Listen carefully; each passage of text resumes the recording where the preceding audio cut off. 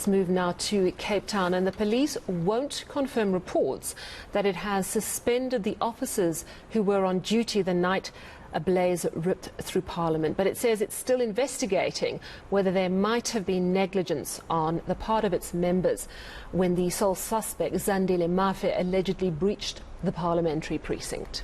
2 weeks since the blaze, Police Minister Lindsay Dentlinger remains mum on the security breaches, but he says he will, at an appropriate time, take the country into his confidence about what transpired at Parliament.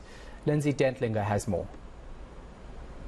It's been almost 3 years since this Parliament passed the Critical Infrastructure Protection Act. Its purpose? Analysing the risks and threats to the country's key infrastructure.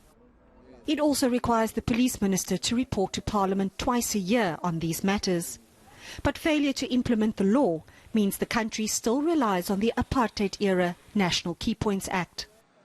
The one issue we have in South Africa as far as our security environment is concerned, and it includes the protection of critical infrastructure, is that we do not have a well-developed national security policy and a national security strategy. In fact, the principal documents that we are working from are quite antiquated, and they are not suited for the contemporary world, right?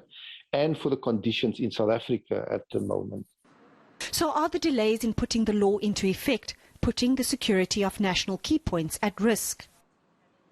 Becky Cele's office says the Ministry and the Secretariat of Police are still working on the regulations for the Act to be operationalised.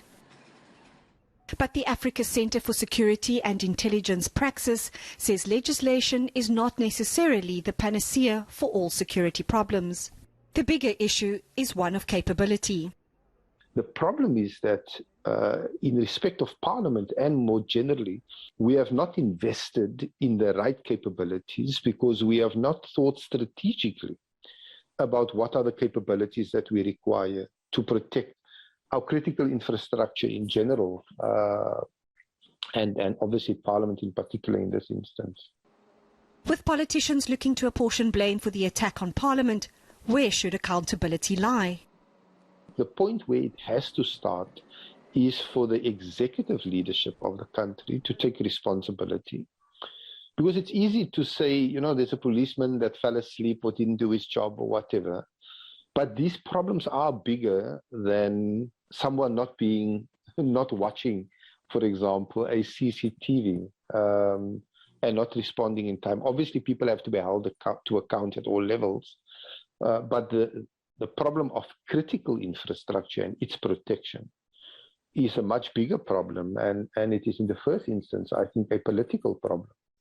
The SAPS says the suspension of members is an employer-employee related matter about which it's not at liberty to comment publicly.